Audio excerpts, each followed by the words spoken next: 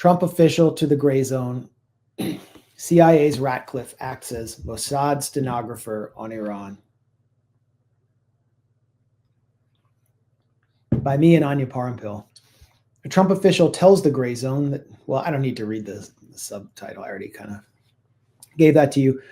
An official in the administration of President Donald Trump has told the Grayzone that CIA Director John Ratcliffe and U.S. CENTCOM Commander General Michael Kurilla have become vehicles for Israel's Mossad and military as they seek to manipulate the U.S. into attacking Iran.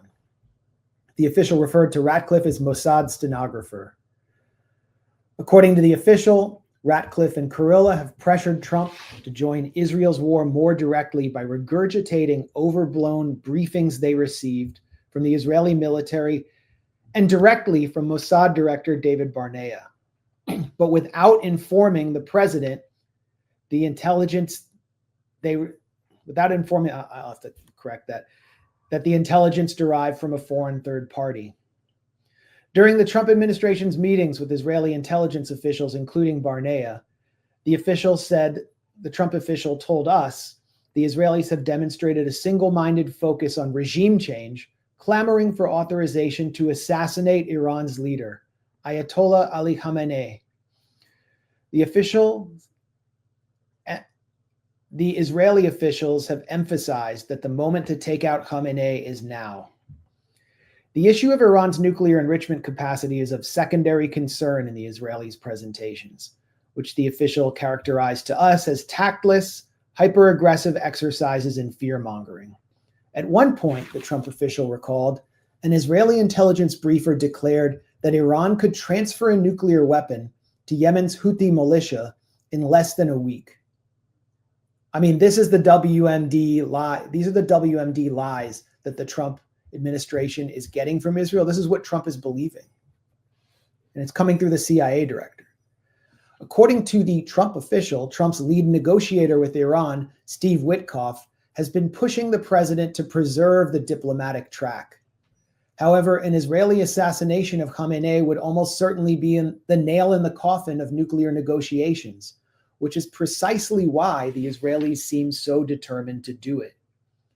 If the U.S. enters the war by attacking Iran, the official fears that Iran will activate IRGC-backed popular mobilization units to attack U.S. troops and bases in Iran and Syria, leading to American casualties and triggering escalation well beyond the initial scope of Iran's nuclear program.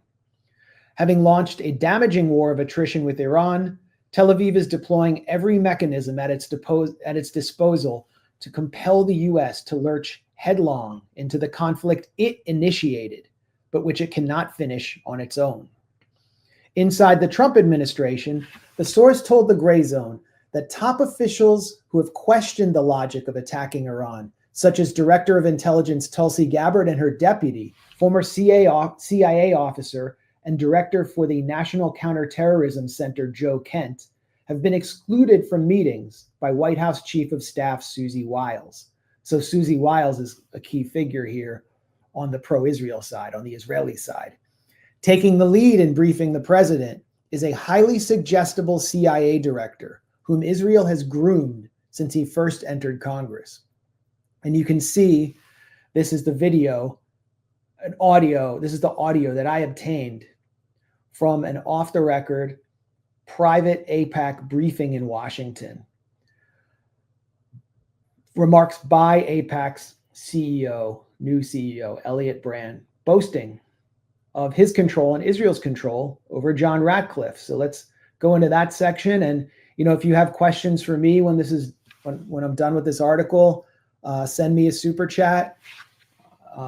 We'll keep going. AIPAC director boasts of influence over Ratcliffe. This April, the Grayzone released exclusive audio of remarks by AIPAC CEO Elliot Brandt to an off-the-record Israel lobby session in Washington, D.C. Boasting of his organization's success in recruiting members of Congress, he described CIA Director John Ratcliffe as a quote-unquote lifeline inside the administration. You know that one of the first candidates I ever met was an AIPAC professional in my job when he was a candidate for Congress, was a guy named John Ratcliffe, Brandt recalled. He was challenging a longtime member of Congress in Dallas. I said, this guy looks like he could win the race, and we go talk to him. He had a good understanding of issues. And a couple of weeks ago, he took the oath as the CIA director, for crying out loud.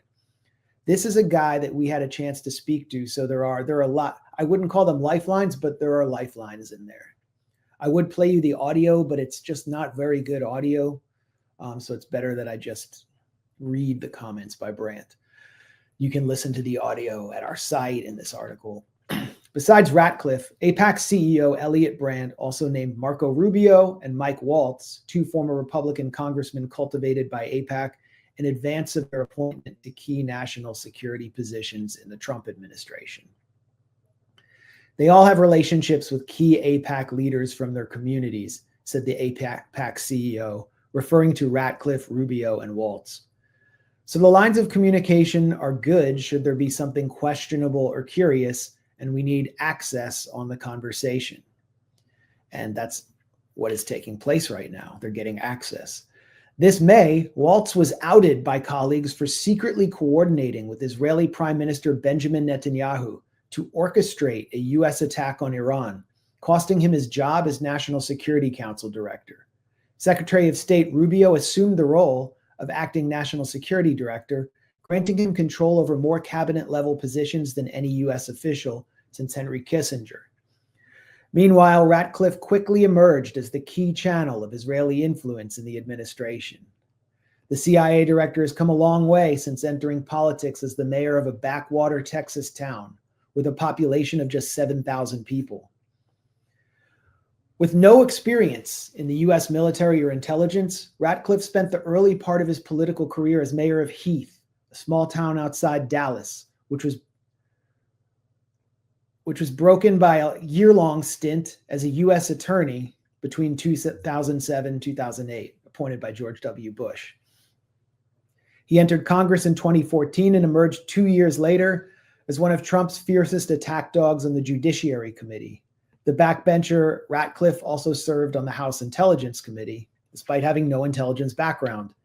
Trump rewarded Ratcliffe's loyalty by nominating him as Director of National Intelligence in 2019, but quickly withdrew the nomination after Ratcliffe was exposed for lying about his role in several federal terrorism cases. And this is amazing.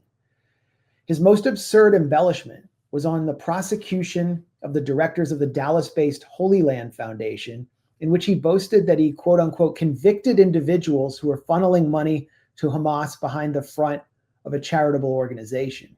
In fact, Ratcliffe played no discernible role at all in the case, prompting several Republican senators to withdraw support for his nomination when the lie came to light. But it's notable nonetheless that Ratcliffe sought credit for taking down the Holy Land Foundation, as the case was one of the most politicized and legally dubious prosecutions of the Bush-era war on terror, leading to life sentences for Palestinian American defendants whose only crime was sending charitable donations to organizations in the Israeli-occupied Gaza Strip, which were not on any government watch list, and which also received support from the International Committee of the Red Cross and USAID. What's more, the case was heavily influenced by Israeli intelligence. Following a mistrial that proved embarrassing for the US government, Israel's Mossad dispatched an agent to Texas to testify against the Holy Land directors. The judge allowed the agent to testify in secret, with the courtroom completely cleared except for the jury and the lawyers, and to do so under an assumed identity as Avi. The agent proceeded to brandish a series of questionable documents that supposedly proved the Holy Land Foundation was set up as the nexus of a vast terrorist financing network that had enabled several suicide bombings by Hamas. So once again, Israeli intelligence interferes in American politics, in the American legal system here, to convict Americans with dodgy documents with secret evidence in a closed courtroom, basically in a secret court. And Ratcliffe claims credit for this falsely. While Ratcliffe's fantastical claims about his role in the case tanked his nomination in 2019, Trump successfully installed him as DNI the following year, paving the way for his nomination as CIA director upon Trump's re-election. In 2024, the Jewish Daily Forward listed Ratcliffe among Trump's Jewish advisors and pro-Israel cabinet. And then we have Michael Kurilla. We haven't gotten to him yet.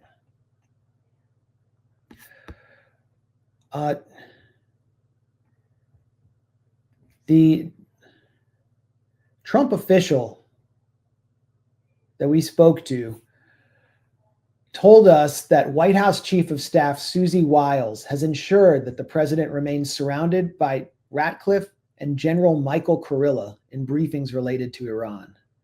Ratcliffe is said to take dictation from the Mossad and read the documents they've prepared to the president without any sense of critical detachment, or disclose that the assessments came from a foreign liaison rather than U.S. intelligence, which is a breach of protocol. Then there's General Kurilla, Michael Kurilla, who appears singularly focused in meetings with Trump on making the case for a U.S. attack on Iran. In 2024, the pro-Netanyahu Israeli outlet Israel Hayom described Kurilla as, quote, a vital asset to Israel. The UK's Telegraph just this week referred to Kurilla as, quote, Israel's favorite general. Former Pentagon officials have even speculated that Israel's decision to launch an unprovoked surprise attack on Iran this June 13th was partially influenced by Kurilla's looming retirement in July, as Tel Aviv did not want to go to war without him present at CENTCOM, which is pretty stunning. Trump official told the Grayzone that Wiles has excluded Trump's director of national intelligence, Tulsi Gabbard, from crucial meetings where U.S. intervention in Iran was discussed. That included a June 8th meeting at Camp David where Ratcliffe used a clumsy sports metaphor to insist that Iran was just days away from producing a nuclear weapon. It's like saying a football team marched 99 yards down the field, got to the 1-yard line, and oh, they don't have the intention to score, he argued to Trump.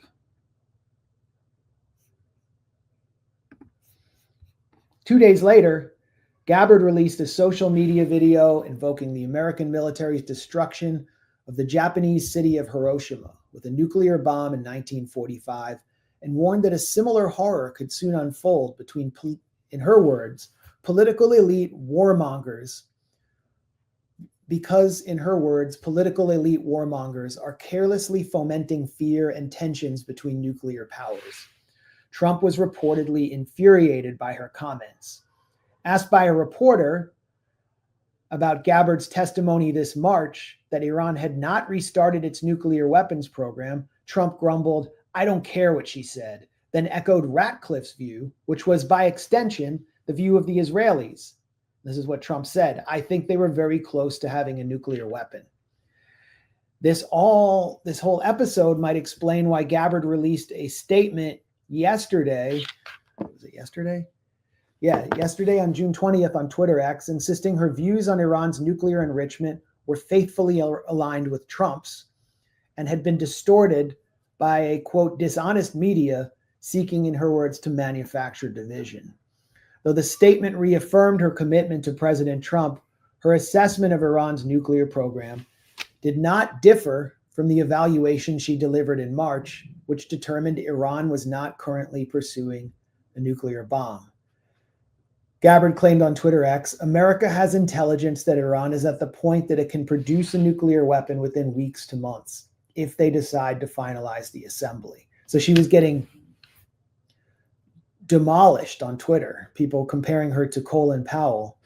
But if you parse her words and understand the context of the situation and how much pressure she's under, it's clear that she wasn't selling out her testimony this March, but was trying to fulfill her obligation to demonstrate loyalty to Trump. According to the Trump official, Chief of Staff Wiles has also excluded Secretary of Defense Pete Hegseth from meetings on Iran, relying instead on Kurilla to represent the U.S. military. Vice President J.D. Vance has held a parallel series of meetings on Iran, the official said. In contrast to those controlled by Wiles, Vance has encouraged robust debate and included diverse perspectives, In public, however, Vance is constrained by the obligation, like Gabbard, to demonstrate his loyalty to Trump. For his part, Trump's views are said to be shaped by constant exposure to Fox News, just boomer behavior, which has transformed in the past 2 weeks into a 24/7 commercial for war on Iran. Fox News' coverage has become so transparently influenced by Israel's propaganda mechanism that Steve Bannon, the former White House chief of staff and intellectual architect of the America First movement, called for a Foreign Agents Registration Act investigation of the network. As Trump heads back to Washington today, Bannon lamented in a new stream that, quote, "the party is on," suggesting the president has decided to go to war on Israel's behalf.